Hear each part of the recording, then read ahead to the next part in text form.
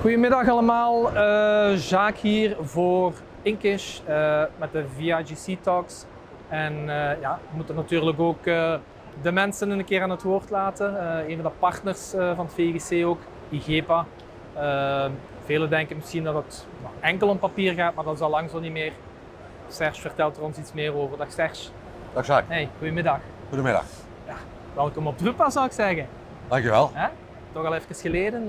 Herinnert u de laatste keer nog? Waart u toen ook hier? Ik was hier, ja, acht jaar geleden. Ja. Dus we hebben er lang op gewacht. Ja. Ja, voilà. Eigenlijk.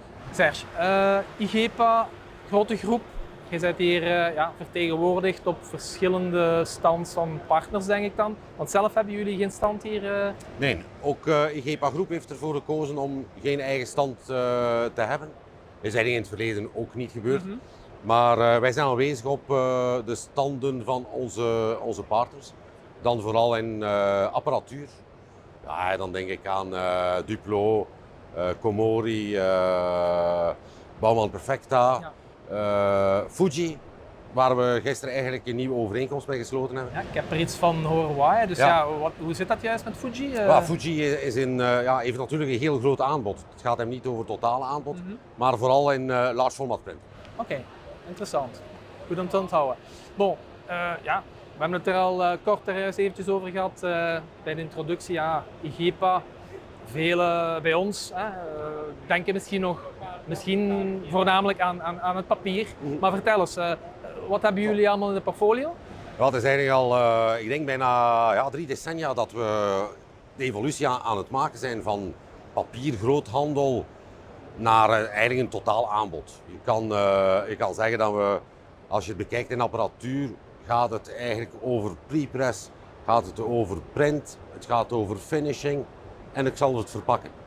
Dus daar hebben we het volledige aanbod. En dan hebben we voor ons de grafische markt is ook wel een beetje geëvolueerd. Vroeger spraken we eigenlijk van de offsetmarkt. Ondertussen is dat ook de digitale markt geworden, zowel voor toner als Solventus, het large format printing. Dus ook die markt van visuele communicatie. En die large format weer al, hoort daar die nu uitgebreid uiteraard wordt. bij. Dus dat is nog een gelukkige groeimarkt. Ja. Dus voor ons is het belangrijk ook dat we die visvijver groter maken.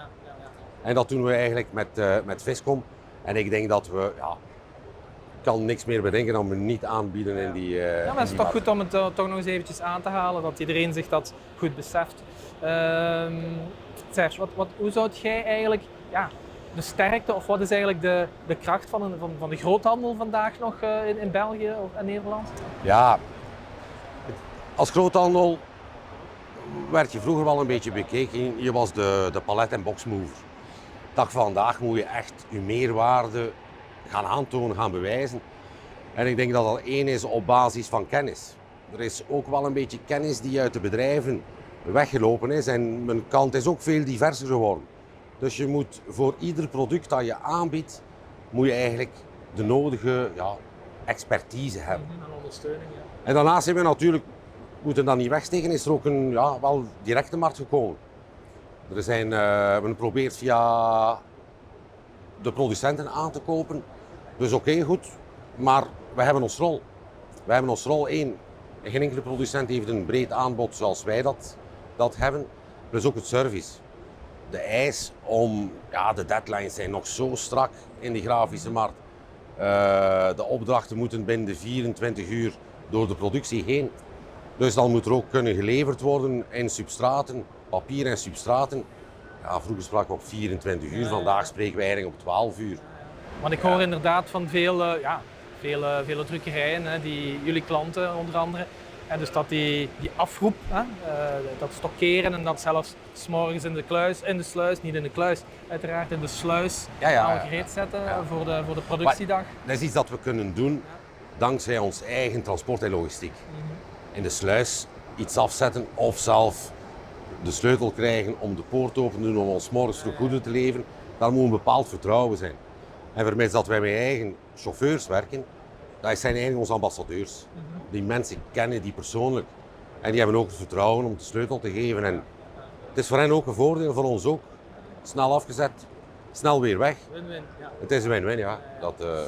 Serge, toch ook nog eventjes, we kunnen het er niet aan voorbij, het Drupa overal gezien. We staan eigenlijk achter, of voor in dit geval, een groene wand.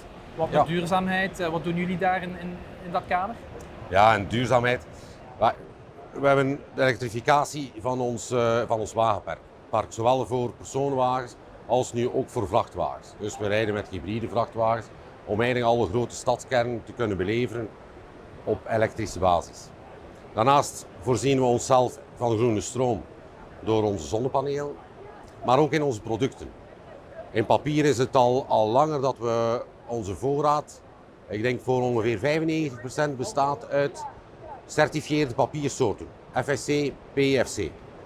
Maar daarnaast is ook een aanbod in recyclage belangrijk. Ook in de markt van de visuele communicatie. Die zijn we aan het maken dat we voor ieder product ook een groen product hebben. Dat wil dan zeggen een product die op basis van recyclage is of kan gerecycleerd worden. En daarvoor zijn we nog een nieuw project gestart, een samenwerking met Van den Ede. Van den Ede is een afvalverwerker. Dus wij gaan bij onze Viscom-klanten 3 producten ophalen. We gaan PVC ophalen, we gaan polyprop ophalen en we gaan ACP. En dat doen we eigenlijk met ons transport, zodanig dat we als we bij een klant leveren, dat we dan ook eigenlijk de afvalstroom ophalen. Zodanig dat we geen extra transporten doen, wat ook belangrijk is. En al die afval wordt terug verwerkt om nieuwe producten van te maken. Dus eigenlijk een beetje ook de closed loop. Nou ja, closed loop zoals gezegd. Misschien de laatste vraag hier. Ja, we kunnen het niet onder stoelen of banken steken, hoeft ook niet. Hè? Dus groothandels, papier specifiek. Ja, oké, ook consolidatie. Ja, steeds minder spelers op de markt. Is dat voor jullie een voordeel? En zien jullie eventueel ook nog verder uitbreiding van jullie gamma en eventueel ook geografisch? Maar geografisch niet. Wij maken deel uit van de IGEPA groep.